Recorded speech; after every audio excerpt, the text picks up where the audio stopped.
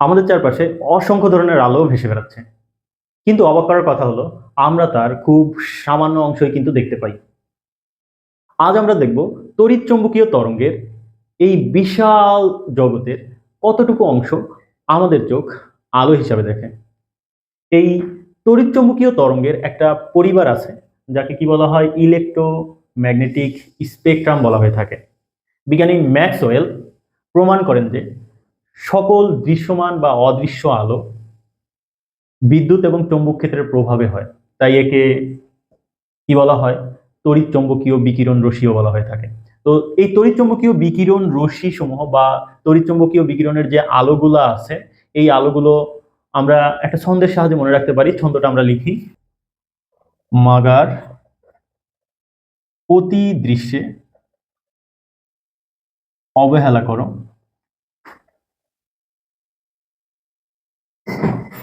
Micro radio টেলিভিশনে।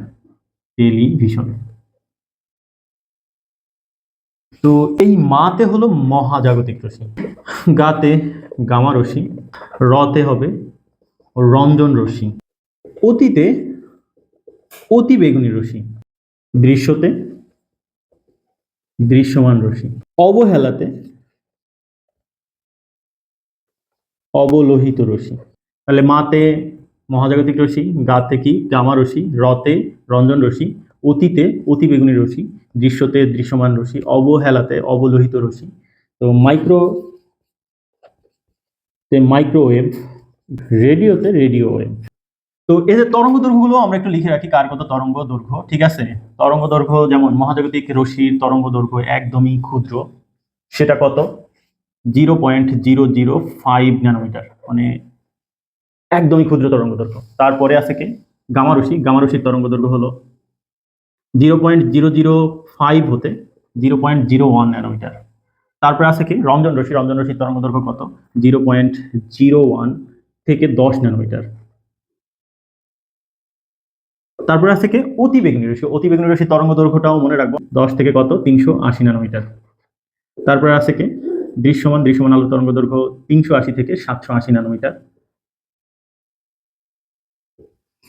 অবলোহিত রশ্মির তরঙ্গ দৈর্ঘ্য কত 780 ন্যানোমিটার থেকে 1 মিলিমিটার, বা এটাকে আমরা লিখতে পারি 10⁶ ন্যানোমিটার। এরপর আছে কি মাইক্রোওয়েভ রশ্মির তরঙ্গ দৈর্ঘ্য হলো 1 মিলিমিটার থেকে 1 মিটার। আর তারপর আছে কি রেডিও ওয়েভ রশ্মি, তো রেডিও ওয়েভ রশ্মি কত 1 মিটার থেকে 10 কিলোমিটার। তো এই যে আমাদের তড়িৎ চৌম্বকীয় বর্ণালীর আলোগুলো আমরা লিখলাম, তো আলোগুলার এই দৃশ্যমান আলোটাই আমরা কি করতে পারি, দেখতে পারি। তো সেটা তরঙ্গ দৈর্ঘ্য কত 380 থেকে 780 ন্যানোমিটার। আর উপর থেকে যত নিচের দিকে গেছি তরঙ্গ দৈর্ঘ্য কি পেয়েছে, বৃদ্ধি পেয়েছে। তো আমরা একটু সাইডে লিখতে পারি তরঙ্গ দৈর্ঘ্য বৃদ্ধি। আর এক্ষেত্রে শক্তি কি পেয়েছে বলো, নিচের দিকে গেলে শক্তি হ্রাস পাবে, মানে তরঙ্গ দৈর্ঘ্য আর শক্তি পরস্পরের কি ব্যস্তানুপাতিক। তো আমরা এই দৃশ্যমান আলো এতটুকু দেখতে পাই। তো এতটুকুর মধ্যে কি কি আছে, যেমন আমরা বেনিয়া সহকলা দিয়ে মনে রাখি, সহকলা দিয়ে মনে রাখি যে এই দৃশ্যমান আলোর মধ্যে 7টি রং আছে। কয়টা রং আছে, 7টা রং। 7টা রং হলো বেগুনি, নীল, আসমানি, সবুজ, হলুদ, কমলা ও লাল। তো এটারও নিচের দিকে গেলে শক্তি কি পায় বলো, হ্রাস পায়। তার মানে লাল আলোর শক্তি সবচেয়ে কম, আর তরঙ্গ দৈর্ঘ্য বৃদ্ধি, মানে লাল আলোর তরঙ্গ দৈর্ঘ্য সবচেয়ে বড়, আর বেগুনি আলোর শক্তি সবচেয়ে বেশি কিন্তু তরঙ্গ দৈর্ঘ্য কম। এটা একটু আমরা মাথায় রাখবো। এগুলো এমসিকিউতে আসে যে কোন আলোর শক্তি কম, কোন আলোর শক্তি বেশি, কোন আলোর তরঙ্গ দৈর্ঘ্য কম, কোন আলোর তরঙ্গ দৈর্ঘ্য বেশি, এটা আসে। আবার এখান থেকেও এমসিকিউ আসবে যে কোন আলোর শক্তি বেশি, কোন আলোর শক্তি কম। আমাদের তড়িৎচুম্বকীয় বর্ণালীকে 7টি অঞ্চলে বিভক্ত করা হয়েছে। সেই 7টি অঞ্চল কিন্তু গামা রশ্মি থেকে শুরু হবে, এটা আমরা মাথায় রাখবো। তড়িৎচুম্বকীয় বর্ণালীর 7টি অঞ্চল, তড়িৎচুম্বকীয় বর্ণালীর 7টি অঞ্চল কিন্তু এই মহাজাগতিক রশ্মিটা নাই। এই দৃশ্যমান আলো ছাড়াও আমাদের অদৃশ্য যে আলোগুলো আছে, আমাদের চোখের সামনে অদৃশ্য আলো আছে।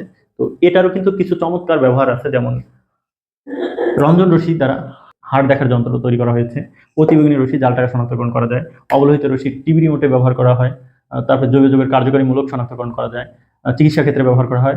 চিকিৎসা ক্ষেত্রে বলতে শিশুর মস্তিষ্কের ক্ষত নির্ণয় করা যায়, তারপরে আছে কি মাইক্রোওয়েভ, মাইক্রোওয়েভ ওয়াইফাই, এটা দ্বারা কি কোন জায়গা লাগে? ওয়াইফাই, আমাদের বাসা বাড়িতে যে ওয়াইফাই আছে সেখানে লাগে। আর রেডিও ওয়েভ দ্বারা কি তৈরি করা হয়? এমআরআই। কি তৈরি করা হয়? এমআরআই। এই তথ্যটুকু আমরা মাথায় রাখবো। এই পুরো আলোক অঞ্চলের 1% থেকেও কম পরিমাণ কিন্তু আমরা দেখতে পাই। তাই বলা হয় মানুষের দৃষ্টিশক্তি মহাবিশ্বের একটি ক্ষুদ্র জানালা মাত্র। আজকে এই পর্যন্তই। সবাই ভালো থেকো। আল্লাহ হাফেজ।